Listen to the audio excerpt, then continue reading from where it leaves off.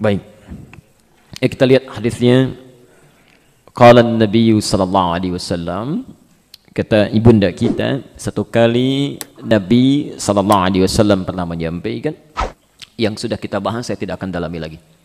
La hijrata ba'dal fathi.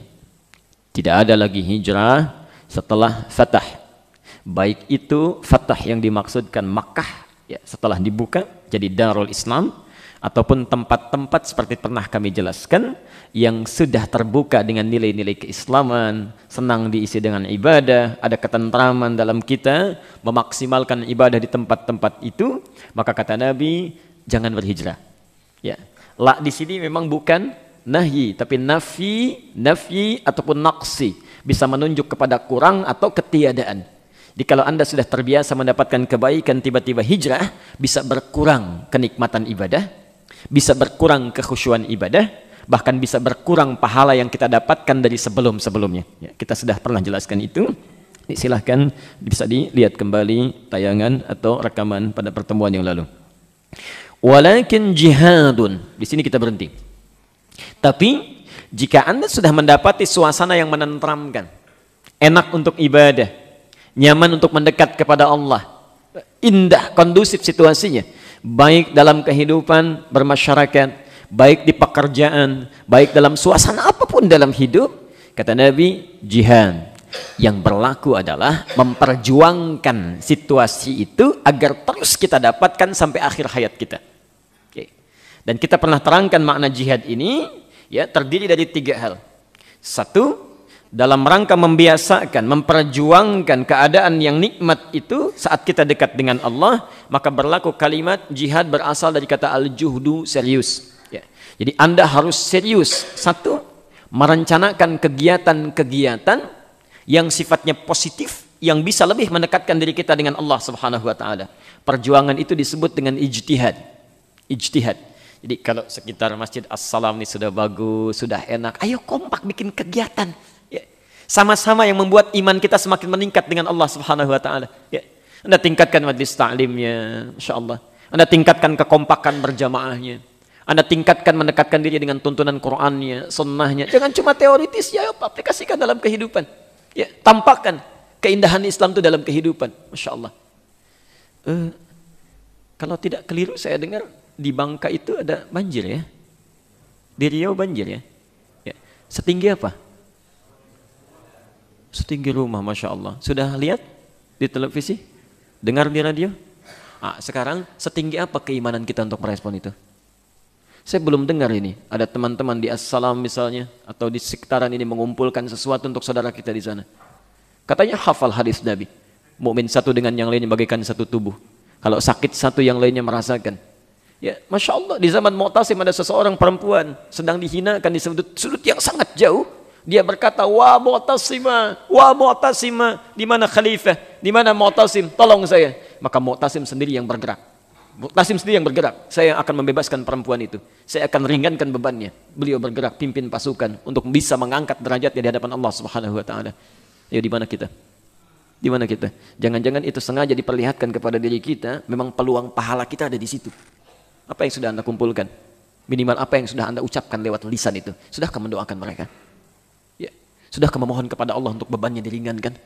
Atau jangan-jangan cuma mengucapkan ya Allah, ya Allah, ya Allah, melihat, menyampaikan, menebarkan, menyebarkan informasinya, tapi lisan kita tidak tergerak untuk meringankan beban mereka. Itu pahala ditampilkan. Ayo baca dengan iman. Kemudian ijtihad, ayo rencanakan. Ya, ada amal jama'i, itu yang paling bagus. Ya.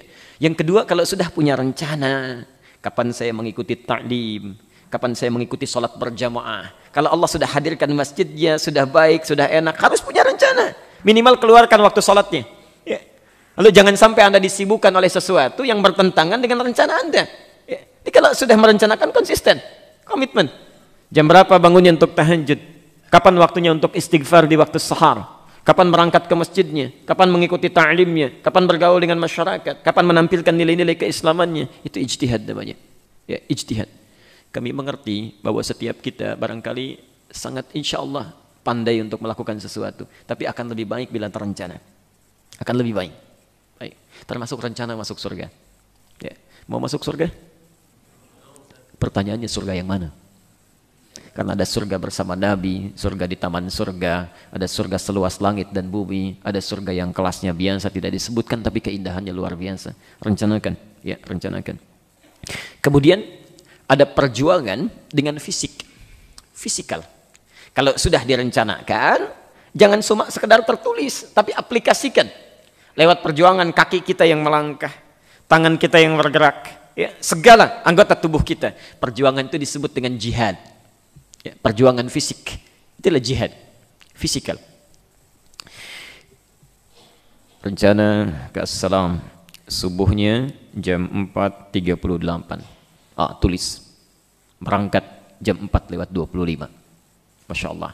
Begitu Anda mau berangkat, tiba-tiba dikasih gerimis misalnya. Berangkat tidak? Alhamdulillah. Sekarang hujannya agak deras, berangkat tidak? Baik. Tapi begitu mau berangkat lebih deras lagi, ada petirnya, ya, tiba-tiba ada informasi jalan ke Assalam itu sedikit tergenang. Baik. Berangkat tidak? Jawaban sudah lain ya. Yang pertama kan tadi insya Allah, ya. Yang kedua berangkat, masya Allah. Begitu yang ketiga ada yang senyum, ada yang begini, ada yang naik turun tuh. Baik, naik turun ya, perasaan kita mulai terbolak-balik. Nah, perjuangan mengatasi perasaan itu supaya tetap semangat meyakinkan pada diri kita, itu disebut dengan mujahadah. Perjuangan ketiga, kita sudah bahas ini, mujahadah. Di kadang-kadang kata Nabi ada perasaan iman itu naik turun, naik turun, naik turun. Ya, kalau motivasinya sedang kuat, Allahu Akbar, kuat sekali diikuti itu. Ya, tahajudnya, baca Qurannya, macam-macamnya. Tapi kadang-kadang ada situasi-situasi yang membuat kita turun. Ya, al-imanu yazidu wa yantaqis, kata Nabi. Iman itu terkadang naik, kadang dia turun. Yazidu bitta'ah, dia akan selalu naik bila pemiliknya selalu meningkatkan ketaatan kepada Allah. Wa yantaqisu bil ma'siyah. Ingat, dan pasti akan menurun kalau pemiliknya melakukan maksiat. Ya, melakukan maksiat. Coba nanti kalau bisa dan harus bisa miliki Sahih Al-Bukhari, ya, mulai dari jilid pertama dulu. Jilid pertama. Nanti lihat kitab yang pertama di Sahih Al-Bukhari, itu ada 57 hadis. Ya, 57 hadis. Kami mengajarkannya di Masjid Al-Ittihad Kayuringin itu. 57 hadis itu berisi tentang tuntunan-tuntunan meningkatkan iman dan mewaspadai hal-hal yang bisa mengurangi iman. Ya. Seringkali ada pertanyaan bagaimana caranya istiqamah menjaga keimanan. Ya. Nabi sudah memberikan rumus. Al-Bukhari menghimpun itu ada 57 hadis. Jadi kalau Anda bertanya bagaimana cara meningkatkan iman, keluarkan di situ hadis-hadisnya.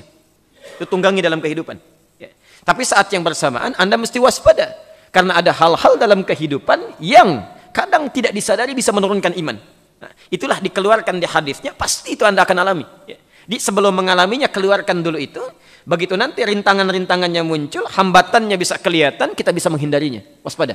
Ya. Jadi kalau Anda misalnya belum tahu ada lubang, terperosok, itu mungkin terjadi.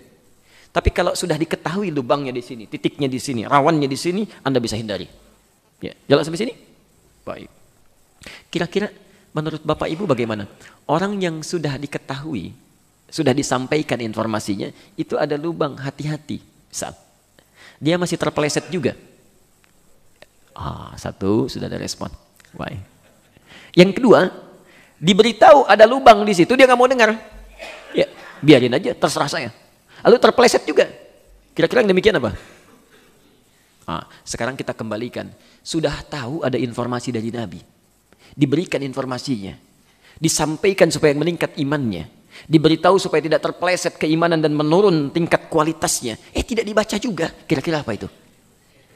Silakan kembalikan lagi.